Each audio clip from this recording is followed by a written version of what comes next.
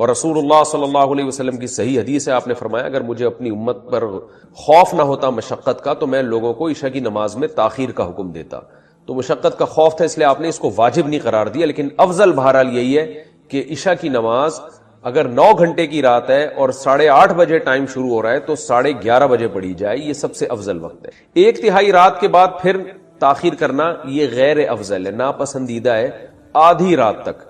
اب آدھی رات کب ہوگی؟ جیسے 8:30 بجے عشاء شروع ہو رہی ہے اور 9 گھنٹے کا ہے تو یہ 4.5 گھنٹے میں آدھی رات ہو جائے گی، یعنی 8:30 9:30 10:30 11:30 12:30 1 بجے تک بھی آپ عشاء کی نماز پڑھ سکتے ہیں، جائز ہے، ثواب کم ہوگا.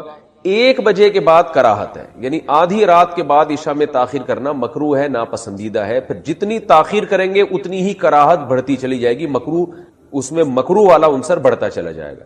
تو اس لیے حتی الامکان آدھی رات سے پہلے عشاء پڑھ لینی چاہیے، اور افضل ہے کہ 1/3 رات تک اس کو مؤخر کیا جائے. لیکن یہ خواتین کے لیے ہے یا ان لوگوں کے لیے ہے جو سفر میں ہوں اور جماعت سے نماز نہ پڑھ رہے ہوں کسی وجہ سے.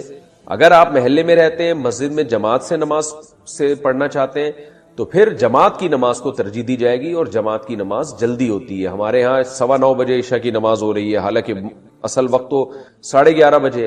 لیکن وجہ کیا ہے کہ نبی صلی اللہ علیہ وسلم بھی 1/3 رات تک تاخیر اس لیے نہیں کرتے تھے کہ صحابہ پر شاق نہ گزرے. تو اگر مسجدوں میں اتنی دیر سے جماعت کی نمازیں ہونا شروع ہو جائیں گی تو اس بات کا امکان ہے کہ لوگ نماز چھوڑ دیں گے سستی میں. تو نماز کو بچانا اور جماعت سے پڑھنا یہ زیادہ امپورٹنٹ ہے. آپ انفرادی نماز پڑھیں 1/3 رات تک مؤخر کرنے سے، یعنی انفرادی طور پر 1/3 رات تک مؤخر کرنے سے افضل ہے کہ آپ جلدی پڑھ لیں مگر جماعت سے پڑھیں. تو جماعت چھوڑنا بہرحال مسجد کی جائز نہیں ہے. تو مسجدوں میں جس ٹائم پہ نماز ہو رہی ہو آپ نے وہی نماز پڑھنی ہے اسی ٹائم پہ، چاہے وہ جلدی ہو رہی ہو چاہے وہ دیر سے ہو رہی ہو، تاکہ جماعت کی فضیلت نہ چھوٹے آپ سے. جماعت سے نماز پڑھنا چونکہ واجب ہے، نہیں پڑھیں گے گناہگار ہوں گے. اور اگر انفرادی پڑھنی ہو کسی عذر سے تو پھر بہتر یہی ہے، جیسے خواتین تو انفرادی پڑھتی ہیں گھروں کے اندر، تو پھر بہتر یہی ہے کہ 11:30 بجے تک مؤخر کیا جائے. لیکن یہ بھی اس خاتون کے لیے افضل ہے جس میں نیند کا بہت زیادہ غلبہ نہ ہو اور یہ بھی خطرہ نہ ہو کہ اتنی دیر سے سونے میں فجر قضا ہونے کا خطرہ نہ ہو. تو اگر خطرہ ہے، آپ کو یہ ڈر ہے کہ نیند کا غلبہ ہو جائے گا، سستی ہو جائے گی، تو بھائی پھر بہتر یہی ہے کہ وقت داخل ہوتے ہی پڑھ لیا کرے. جیسے ہی وقت داخل ہو پڑھ لے تاکہ قضا ہونے کا خطرہ ختم ہو جائے. وہ آیتوں میں اللہ نے کیا فرمایا؟ الا المصلین. اللہ فرماتے ہیں کہ جو لوگ ڈپریشن کا شکار ہو جاتے ہیں، جلد بازی میں فیصلے جلد بازی میں کرتے ہیں، ان میں تدبر نہیں ہے، غور و فکر نہیں ہے، تو لیکن کچھ علامتیں اپنے اندر پیدا کر لو تو تمہارے اندر سے جلد بازی، جس جلد بازی کے نتیجے میں ڈپریشن ہوتی ہے، خودکشی کے خیالات آتے ہیں، یعنی زندگی سکون کی گزرے گی تمہاری. اس کے لیے چند کام کرنے پڑیں گے. نمبر 1، نماز کی مکمل پابندی. آپ یقین کر لو جتنا ڈپریشن سے نماز بچاتی ہے نا، کوئی چیز نہیں بچاتی. اسٹریس اور ڈپریشن کی 20 گولیاں ایک طرف، جس کا نماز میں دل لگ گیا نا بس اس کی زندگی مزے کی بن جاتی ہے. اور نماز میں دل نہ لگ رہا ہو نا، کئی رکعتیں پڑھو ہمت کر کے. اصول بنا لو، جس کام میں دل نہیں لگتا نا وہ کام کرنا شروع کر دو، دل لگے گا اور پھر ڈبل لگنا شروع ہو جاتا ہے. میں بہت سی مثالیں دیتا ہوں نا، دوڑا نہیں جاتا چلنا شروع کرو، چلا نہیں جاتا ہلکا ہلکا چلو، اپنے نفس پہ بوجھ ڈالو. دیکھو یہ ٹینشن سے بچنا ایسی چیز ہے، جو ٹینشن سے دور بھاگتا ہے نا ٹینشن اس کے پیچھے آتی ہے، اور جو ٹینشنیں پالتا ہے وہ ہمیشہ ٹینشن فری زندگی گزارتا ہے. وہ ٹینشن ہے جو جائز ٹینشن ہے، جو صحت کے لیے مفید ٹینشن ہے، ان کی بات کر رہا ہوں میں. تو جو لوگ آپ نے دیکھا ہوگا محنتی ہوتے ہیں، سارا دن کام کاج میں مشغول رہتے ہیں، وہ خوش ہوتے ہیں، ہے یا نہیں؟ گھروں میں جو دو طرح کی خواتین ہوتی ہیں، ایک پھوڑ، نہ کام نہ کاج، کچن گندا پڑا ہوا ہے، واش روم پیمپر بچے کے اتارے یوں پھینک دیے.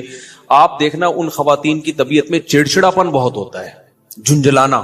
ذرا سے کوئی نصیحت کرو آگے سے جھنجھلا کے جواب لو. ہر وقت ایسا لگتا ہے وہ توے پہ بیٹھی ہوئی ہے، خود بھی ٹینشن اور دوسرے کو بھی ٹینشن. لیکن آپ نے دیکھا گھروں میں جو خواتین بہت محنتی ہوتی ہیں، بچوں کی کیئر، شوہر کی مرضی کا خیال، گھر کو صاف ستھرا رکھنا ہر وقت، وہ خوش ہوتی ہیں. مردوں میں بھی ایسا ہی ہے. جتنے لڑکے آپ کے پوستی ہیں گھر کے اندر پڑے ہوئے کچھ نہیں کر رہے، ایسا لگے گا جیسے وہ توے پہ بیٹھے ہوئے ہیں. باپ کوئی نصیحت کرتا ہے ایک دم کیا ہو جاتے ہیں، وہ ہائپر ہو جاتے ہیں. آپ لوگوں نے خود بھی نوٹ کی ہے نا یہ بات. وجہ کیا ہے کہ جو آدمی کام کاج کی ٹینشن نہیں لیتا نا، تو اللہ اس کو اسٹریس میں ڈال دیتے ہیں. جو محنت کے کام نہیں کرتا اسٹریس میں ڈال دیتے ہیں اس کو, ہر وقت ٹینشن ہے, چڑچڑاپن پیدا ہوتا ہے. اور جو محنتی ہوتے ہیں صبح اٹھے ٹھک ٹھک ٹھک اپنے کام نمٹائے. میں اپنا بتا دوں, جس دن میں کوئی ٹاسک پوری کرتا ہوں کہ مجھے خیال ہوتا ہے آج میں نے یہ کام نمٹانا ہے, تو وہ نمٹا دیتا ہوں. خدا کی قسم ایسا سکون ملتا ہے نا کہ بیان نہیں کیا جا سکتا. وہ آپ بھی کر کے دیکھ لو, آپ ایک اسکیجول بناؤ کہ آج دن میں نے یہ سارے کام کرنے اور مغرب تک میں ان کاموں سے فارغ ہو جاؤں گا. دیکھو آپ کام کرنے کے بعد جب فراغت ہوگی آپ کو ایسا سکون ملے گا کہ آپ کو سکون کے لیے کسی ٹیبلٹ کی ضرورت نہیں رہے گی. تو آج کل ڈپریشن اور اسٹریس کی جو بیماریاں پھیل رہی ہیں اس کی ایک بہت بڑی وجہ بیکاری. بس ہر آدمی چاہتا ہے میں لائف کو انجوائے کروں, یوں کر کے بیٹھا رہوں, انجوائے کروں, پھر ٹک ٹاک دیکھتا رہے گا اور گھماتا رہے گا, دیکھ یہ والا دیکھ لیا, یہ والا دیکھ لیا. ہوتے لاشعوری طور پر وہ آپ کے دماغ کو اندر سے ڈیمیج کر رہا ہے, آپ کو پتا بھی نہیں ہوتا. اس میں سیاسی خبریں آ رہی ہیں, کوئی دوسرے کو گالی, وہ اس کو گالی, وہ فلانا ایسا, وہ ڈمکانا ایسا, کارٹون بنا کے سیاسی لیڈروں کے مذاق. آپ کو پتا نہیں ہوتا کہ یہ چیز آہستہ آہستہ آپ کے دماغ کو کیا کر رہی ہے, ہلکا ہلکا ڈیمیج.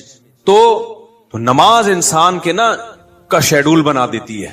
یا کسی کو گالی دیتا ہوں, نہ میں تھپڑ مارتا ہوں, تو میرے زبان اور ہاتھ کے شر سے دوسرے مسلمان کیا ہیں, محفوظ ہیں. او بھائی یہ تو پہلے بھی محفوظ تھے, ہر دور میں محفوظ رہے ہیں.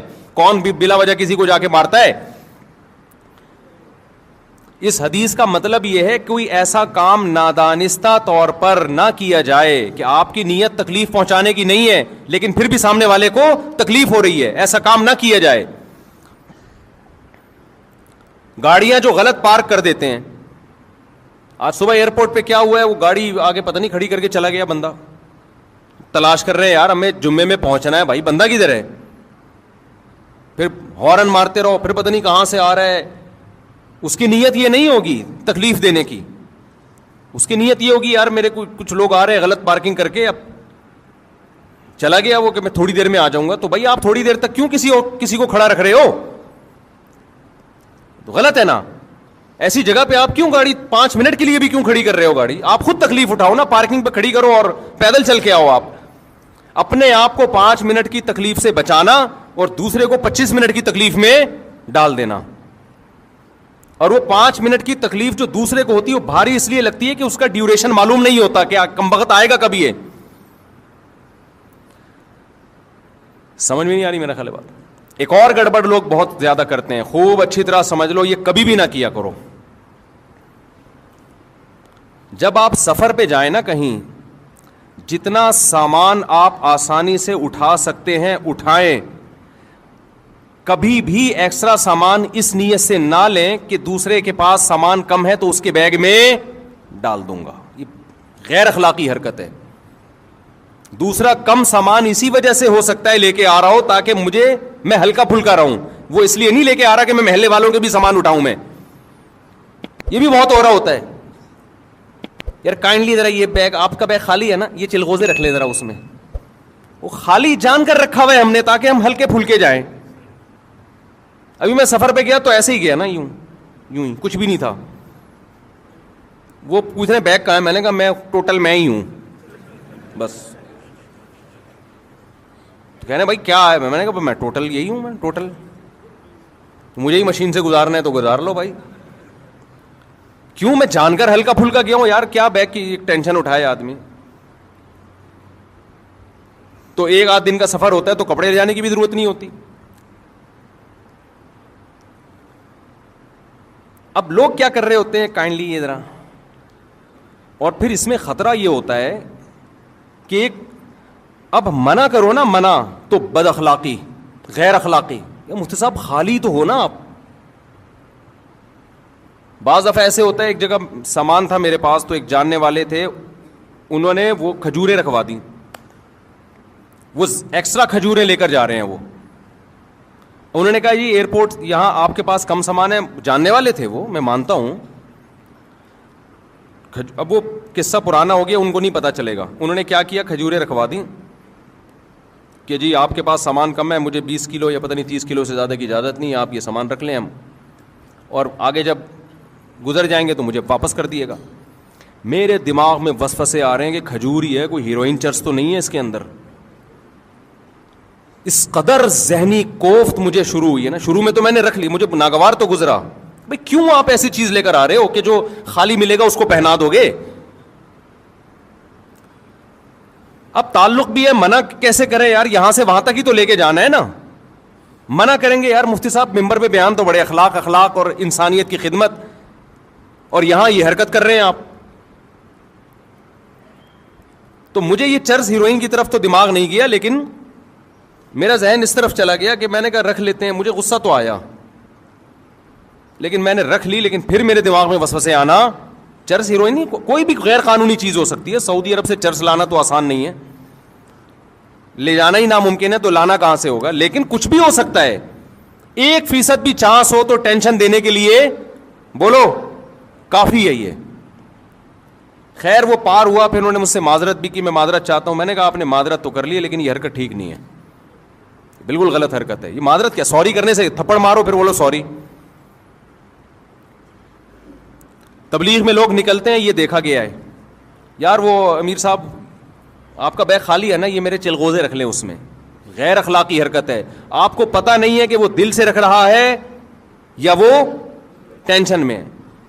بعض دفعہ بیگ میں جگہ خالی ہوتی ہے, انسان اس لیے خالی رکھتا ہے کہ وزن ہلکا ہو, وہ اس لیے تھوڑی رکھتا ہے کہ تو زیادہ لے آنا.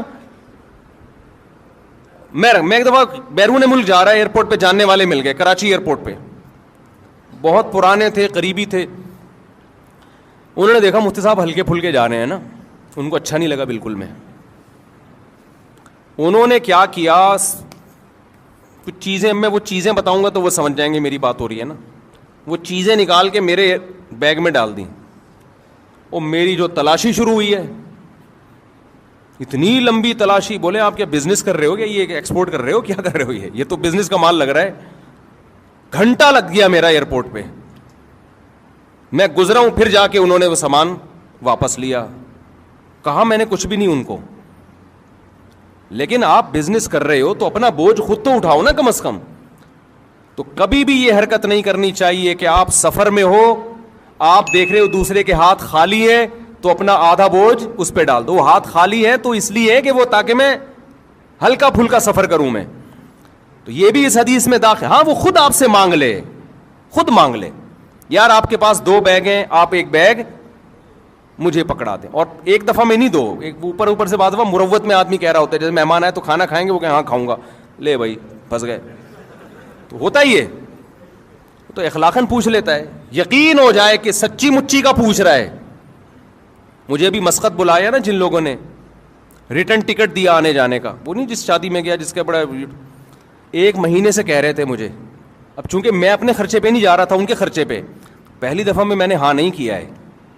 بعض دفعہ مروت میں انسان پوچھ لیتا ہے, مفتی صاحب آپ کو بلا رہے ہیں, آپ آ رہے ہیں, ہاں جی آ رہا ہوں میں, بھیج دو ٹکٹ. 1 مہینے تک مسلسل میسج بھیجتے رہے. پھر مجھے یقین ہوا کہ بھائی واقعی یہ سچی مچی نہیں چاہ رہے ہیں آنا. پھر میں نے اوکے کیا, ہاں بھی ٹھیک ہے. بعض دفعہ انسان رشتے داروں کو, دوستوں کو پوچھ لیتا ہے کہ نہیں پوچھا تو بعد میں بولیں گے یار سب کو بلایا مجھے کیوں نہیں بلایا, تو اس چکر میں پوچھ لیتا ہے. آپ تیار بیٹھے تھے, آپ نے کہا ہاں قبول ہے. تو ایسا نہیں ہوتا, ایسا کرو گے تو کوئی بھی, تو مہمان کو جب بھی کوئی میزبان پوچھے نا تو مہمان کو فوراً ہاں جی کھانا ہے. بھائی ویسے ہی پوچھ رہا ہوگا, 2-3 دفعہ پوچھے تسلی سے, پھر آپ بولو کہ ہاں کھانا ہے میں نے, ورنہ چپ بیٹھے رہو. یہ بھی نہیں کہو کہ نہیں کھانا, جھوٹ نہیں بولو. تو اب جو میں اصل بات کر رہا ہوں نا, اسی میں ایک بات یہ بھی ہے. تو یہ بات تو پتہ چل گئی نا, کوئی ایسا عمل جس سے دوسرے کو تکلیف. واش روم میں جا کے بیٹھ گئے, چونکہ کرایہ نہیں دینا پڑ رہا, بیٹھے ہوئے ہیں, اور باہر رش بھی نہیں ہے, تو بھائی جب آپ گئے تھے ہو سکتا ہے اس وقت رش نہ ہو, بعد میں کوئی بندہ آ گیا ہو. بیٹھے ہوئے. واش روم میں صحیح طرح سے صفائی نہیں کی آپ نے. اب یہ باتیں تو ممبر پہ کیا آپ سمجھائے آدمی, تو بچوں کے سکھانے کی چیزیں. پبلک ٹوائلٹ میں سفر کے دوران بہت جانا ہوتا ہے نا انسان کا, تو بعض رپورٹیں اچھی نہیں ہوتی ہیں, ٹھیک ہے نا, اس کو اچھی رپورٹیں نہیں ہوتی. تو یہ تمام چیزیں, اسی میں ایک بات خوب اچھی طرح سمجھ لیں, جب بھی کوئی مہمان آئے نا, مہمان سے 1 دفعہ کھانے کا پوچھو, 2 دفعہ, 3 دفعہ, 4تھی دفعہ مت پوچھو, وہ مصیبت میں آئے گا. میرے ساتھ ایسا اتنا زیادہ ہونے لگا ہے کہ اب میں ڈپریشن میں جانے لگا ہوں, اب میں غصہ کرنے لگا ہوں لوگوں پہ. اب کہیں بیان کے لیے گئے, یہاں سے نکل کے ادھر گئے, حضرت مفتی صاحب چائے پئیں. بھائی چائے پی لی ہے میں نے. نہیں یار, ہمارے گھر آپ آئیں اور کچھ کھائے بغیر چلے جائیں, یہ کیسے ہو سکتا ہے؟ بھائی میں نہیں کھا سکتا, میں اللہ کی قسم نہیں کر. تھوڑا سا تو رکھنا, 6 سموسے لا کے رکھ دیے. ہم نے کیا کیا, ایک نوالا, پورا تو ختم کریں نا, پورا تو ختم کریں نا. ایک سموسہ پیل دیا ہم نے وہاں بیٹھے ہوئے. اب چونکہ آگے بھی ملاقات ہے, وہ بھی بہت اہم شخصیت ہیں, ان سے بھی ملنا ہے. ادھر گئے, مفتی صاحب یہ بتائیں کھانا چلے گا یا شربت چلے گا؟ بھائی کچھ بھی نہیں چلے گا, اگر کچھ اور چلا تو میں نہیں چلوں گا, پھر میں چلنے کے قابل نہیں. مفتی صاحب دیکھیں یہ تو ہو نہیں سکتا, آپ ہمارے گھر آئے ہیں اور کھائے پیے بغیر چلے. یار نہیں کھا سکتا, یہ میں آپ کو حقیقت بتا رہا ہوں, اور یہ صرف میرے ساتھ نہیں ہے, بہت سے لوگوں کے ساتھ اور بھی ہو رہا ہوگا. تو میں اپنی کوئی پرسنل چیزیں شیئر کرنا ممبر میں مقصد نہیں ہے, بتانا مقصد ہے, مثال سے کہ تکلیف کس طرح سے لوگوں کو ہوتی ہے. نہیں مفتی صاحب, کائنڈلی مفتی صاحب, پلیز مفتی صاحب, یہ کیسے ہو سکتا ہے؟ آپ آئے, آپ کی وجہ سے ہمارے گھر میں 4 شادیوں کے پھڈے ہوئے ہیں, آپ کی وجہ سے ہمارے گھر میں یہ ہوا ہے, آپ کیسے کھائے پیے بغیر چلے جا سکتے؟ کائنڈلی, دل میں یہ بھی ہوتا ہے بعض لوگوں کے. پھر لڈو کھا لیں, تھوڑا سا لڈو کھا لیں, میری خاطر لڈو کھا لیں. میں تو لڈو ویسے ہی نہیں کھاتا بھائی, نہ مٹھائی کو مجھے عادت ہی نہیں ہے. ان کی محبت میں ایک لڈو کھا لیا, کھلا 2 رہے تھے, ایک میں برداشت کر لیا ہم نے کہ بس جنگ ہو جائے گی. اب ایک سموسہ ہو گیا اور ایک کیا ہو گیا, لڈو. اور پہلے کھانا وہ ہو گیا نا, اس کے ساتھ ایک سموسہ اور ایک لڈو, آگے چلو. اب مجھے نا, میں دوستوں سے کہہ رہا ہوتا ہوں اب یہ کھلائے گا بھائی, میں ڈپریشن میں آ رہا ہوں نا, کیونکہ میں 1 مہینہ میں نے پیٹ کا علاج کیا ہے اسپیشلسٹ سے. میرا پیٹ کی ایسی کی تیسی ہو گئی تھی, مرنے لگا تھا میں. گن پوائنٹ پہ جو کھلا رہے ہیں نا, 1 لڈو, 1 سموسہ, 2 چائے, 1 لسی, 1 جوس. جب سفر میں آدمی ہوتا ہے تو 20 لوگوں سے مل رہا ہے, پوری مٹھائی کی دکان بن گیا تھا میں. تو پیٹ کی ایسی شدید بیماری ہوئی مجھے. پھر یہاں دعوت, بھائی آج ہمارے گھر مہمان آ رہے ہیں, مفتی صاحب ضرور آئیں, اور وہ غریبی لوگ ہوتے ہیں. بھائی میں نہیں آ سکتا, آپ رات کو 11:30-12 بجے آپ کھانا کھاؤ گے, میں سوؤں گا کس وقت؟ نہیں, آپ کو تھوڑا سا تو چکھنا پڑے گا. نہیں یہ نہیں, کھا لیا مفتی صاحب نے. تو میں 1 مہینہ پیٹ کا ایسا مریض رہا ہوں کہ تڑپتا تھا میں. اور یہ وہ کھانے نہیں ہیں جو اپنے شوق سے کھائے ہیں, یہ پبلک کو خوش کرنے کے لیے کھائے ہیں. بھگت کون رہا ہے؟ بھگت ہم رہے ہیں. اور جنہوں نے بلایا تھا نا کائنڈلی, وہ ہاسپٹل لے جانے کے لیے بھی تیار نہیں ہے, فون اٹھانے کے لیے بھی تیار نہیں ہے کہ دیکھ کیا ہو رہا ہے میرے ساتھ. وہ کہہ رہے ہیں کہ لڈو ہی تو ہے.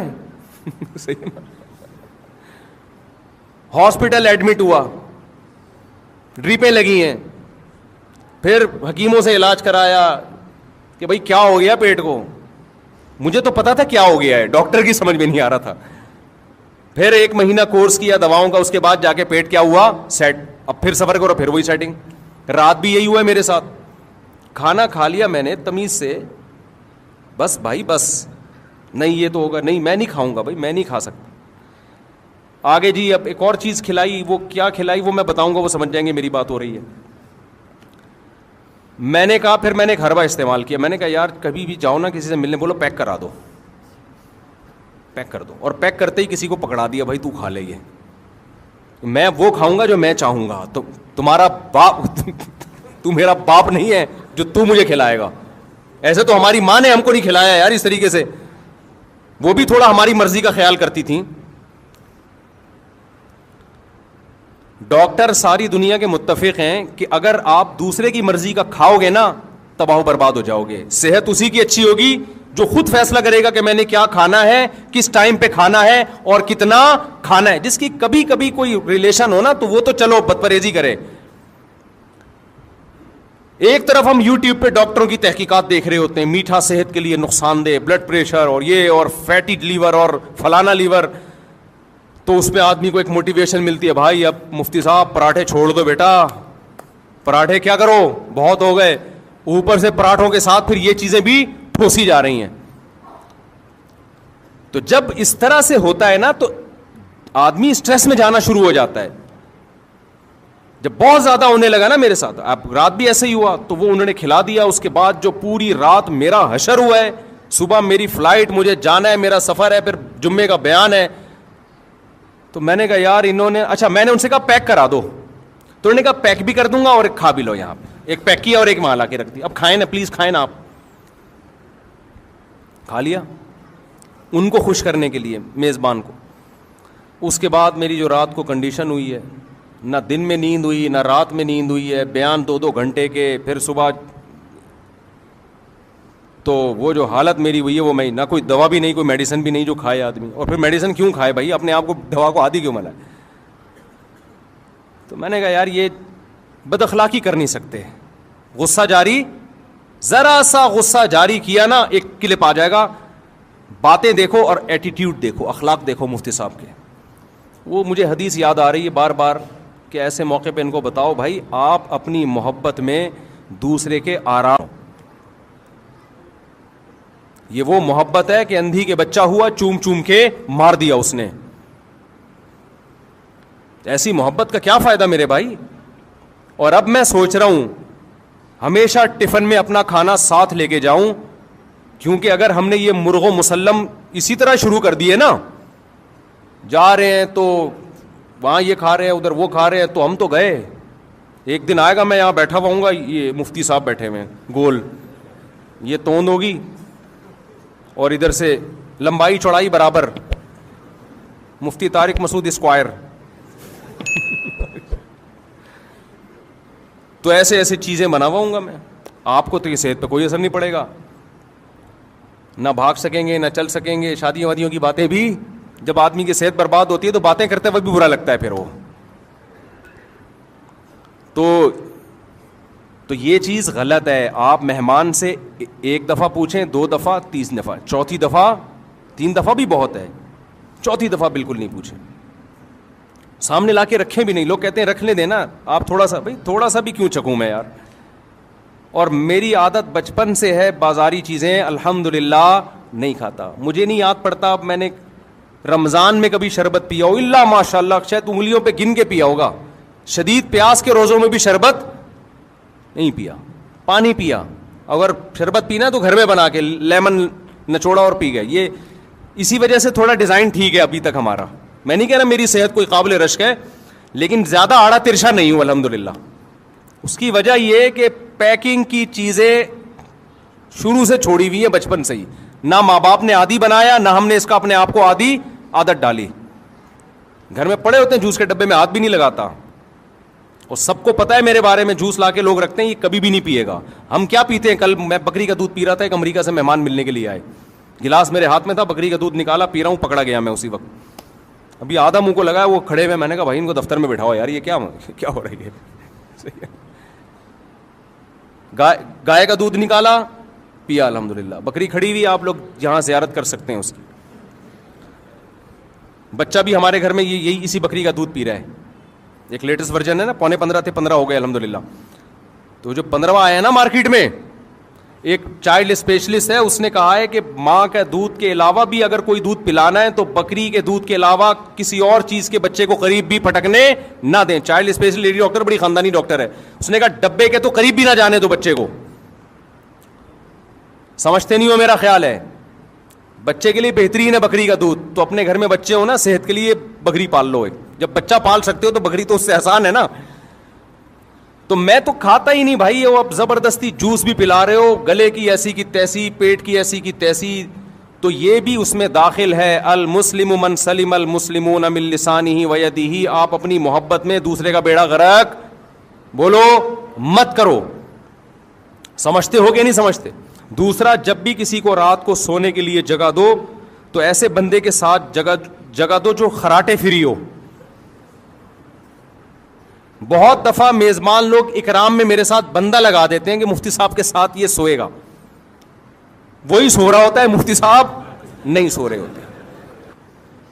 اس قسم کے عجیب عجیب سے خراٹے آ رہے ہوتے ہیں. کئی دفعہ ایسے ہوئے سفر میں. تو میں لوگوں سے کہتا ہوں یار مجھے اکیلا کمرہ دو, میں نہیں سو سکتا کسی, پتہ نہیں کیا خراٹے آئیں. تو آپ اس کا خیال کیا کریں. بس بات کو سمیٹتا ہوں میں. جب گاڑی آپ پارک کرو تو 100 دفعہ خود سوچو یہ کہ کوئی یہاں سے گزر سکتا ہے. دیکھو مشہور حدیث ہے, رسول اللہ صلی اللہ علیہ وسلم نے ارشاد فرمایا کہ ایمان کا سب سے آخری درجہ یہ ہے کہ راستے میں کوئی تکلیف دہ چیز اس کو ہٹا دیا جائے. تکلیف دہ چیز پھینکنا تو کفر ہے, تکلیف دہ چیز پڑی ہوئی ہے, آپ گزر گئے, آپ نے نہیں ہٹائی, تو حدیث کے مطابق آپ ایمان کے آخری درجے پہ بھی نہیں ہو. یہاں تکلیف دہ چیز ہٹائی نہیں جا رہی بلکہ تکلیف دہ چیز رکھی جا رہی ہے. گاڑی جب آپ غلط پارک کر رہے ہو, لوگوں کے گزرنے کی جگہ بلاک ہو رہی ہے, تو آپ تو تکلیف دہ چیز ڈال رہے ہو نا. سمجھ میں آ رہی ہے بات کہ نہیں آ رہی ہے؟ یہ تو آپ ڈال رہے ہو تکلیف دہ چیز. مسجدوں میں ایسا ہوتا ہے, خوب سمجھ لیں. دیکھو ایک موسم ہے گرمیوں کا, سب کو پتا ہے گرمی ہے, پنکھے چلیں گے. ایک موسم ہے سردیوں کا, ٹائٹ سردی پڑ رہی ہوتی ہے, سب کو پتا ہے پنکھے نہیں چلیں گے. ایک موسم ہوتا ہے سردی جا رہی ہوتی ہے, گرمی آ رہی ہوتی ہے, یہ بیچ کا موسم ہوتا ہے. اس میں کچھ لوگوں کی رائے ہوتی ہے پنکھے چلنے چاہیے, کچھ لوگوں کی رائے ہوتی ہے پنکھے نہیں چلنے چاہیے. تو اب یہ تو نہیں کہ کمیٹی والے پورا اجلاس بلائیں گے کہ الیکشن ہو. اس کا طریقہ یہ ہے کہ نماز میں نیت باندھنے سے پہلے اگر چل رہے تھے تو چلتے رہنے دیں, بند نہ کرے. اگر بند تھے تو کوئی اس کو چلانے کی کوشش بولو نہ کرے. بعض دفعہ کوئی مریض ہوتا ہے, وہ یہ دیکھ کے پنکھے کے نیچے کھڑا ہو جاتا ہے, پنکھا بند ہے جی مجھے سردی لگ رہی ہے, میں پیچھے سے کسی کو کچھ ہوا, وہی ہوا جو ہمارے ہاں ہوتا ہے, اس نے آ کے ٹھک کر کے پنکھا چلا دیا کہ اتنی گرمی ہے پنکھے کیوں نہیں چل رہے ہیں آپ. یہ سارے بیوقوف ہیں جو نیت باندھ کے کھڑے ہوئے ہیں, ان کو نہیں پتا تھا پنکھا چلانا چاہیے. تجھے زیادہ گرمی لگ رہی ہے یا تو زیادہ ان کا خیر خواہ ہے. کئی بار ایسے ہوا. ایک امام صاحب کا میں نے خود دیکھا واقعہ, ان کی طبیعت خراب تھی, موسم یہی تھا نا فروری مارچ کا, جب سردی گرمی کے بیچ کا موسم ہوتا ہے. امام صاحب کھڑے ہوئے, ہمارے مسجد کے امام تھے, ہم پیچھے مقتدی بن کے نماز پڑھ رہے تھے ان کے پیچھے. فجر کی نماز تھی, کسی نے پنکھا چلا دیا, امام صاحب والا بھی. اب وہ بیچارے نا نماز میں کانپ رہے, اور نماز کے بعد جو انہوں نے سنائی ہے میں ترجمہ نہیں کروں گا, میں اس کا ترجمہ نہیں کر سکتا جو انہوں نے. تو انہوں نے کیا کیا, انہوں نے کہا یہ سارے جو ہے نا بورڈ ان پہ لاک لگا دیے انہوں نے, حالانکہ یہ بھی زیادہ ہو گیا نا, چابیاں سے کھولو پھر بٹن آن کرو, اتنا غصہ آیا ہوں. تو یہ امام تو تھا تو اس نے تو سنا دی, لیکن جب یہ مقتدی کے ساتھ ظلم ہوتا ہے وہ بیچارہ تو سنا بھی نہیں سکتا. تو یہ تمام چیزیں بھائی آپ خود تھوڑی سی تکلیف اٹھا لو, دوسرے کی راحت کا خیال کرو. پنکھے اگر نماز سے پہلے نہیں چل رہے تو اب نماز میں نہیں چلیں گے, جتنے چلانے تھے چلا دیے. اور اگر نماز سے پہلے چل رہے ہیں تو کوئی پنکھا بند کرنے کی کوشش نہ کرو. آپ کو سردی لگ رہی ہے, آپ کونے میں کھڑے ہو جاؤ, آپ بہت پیچھے کھڑے ہو جاؤ جا کے. تو یہ تمام وہ چیزیں ہیں جن کا ہم لوگ خیال نہیں کرتے. اسی طرح وضو کرتے ہوئے جو چیزیں پھینکی جاتی ہیں وضو خانے میں, پھینکنے پر پابندی نہیں ہے, بہاؤ لازمی اس کو. دوسرا جب آ کے بیٹھے گا وہ آپ کے تبرکات دیکھنے کی اس میں ہو سکتا ہے صلاحیت نہ ہو. بہت سے تبرکات ایسے ہوتے ہیں, کچھ لوگ عادی ہوتے ہیں, بہت سے لوگوں کو گھن آتی ہے, وہ نہیں دیکھ سکتے ایک دوسرے کے تبرکات. سمجھتے ہو کہ نہیں سمجھتے ہو؟ تو یہ تمام وہ چیزیں ہیں میرے بھائی جس کا خیال کرنا چاہیے. اور اس میں اور بہت ساری مثالیں ہیں, لیکن بیان میرا لمبا ہو جائے گا, وقت چونکہ مکمل ہو چکا ہے. گھڑی بھی بھولا ہے, دیکھو میں بار بار ایسے کر کے دیکھ رہا ہوں, تو وقت مکمل ہو چکا ہے. تو حدیث میں جو آتا ہے نا کہ مسلمان وہ ہے جس کی زبان اور ہاتھ کے شر سے دوسرے مسلمان محفوظ رہیں, اس کا مطلب یہ نہیں کہ آپ لوگوں کو ماریں پیٹیں, نہیں, یہ تو کوئی بھی نہیں کرتا. اس کا مطلب ہے نادانستہ طور پر غلطی سے بھی کوئی ایسا کام نہ ہو جس سے دوسرے کو تکلیف ہو. اللہ ہمیں اس پر عمل کرنے کی توفیق عطا فرمائے.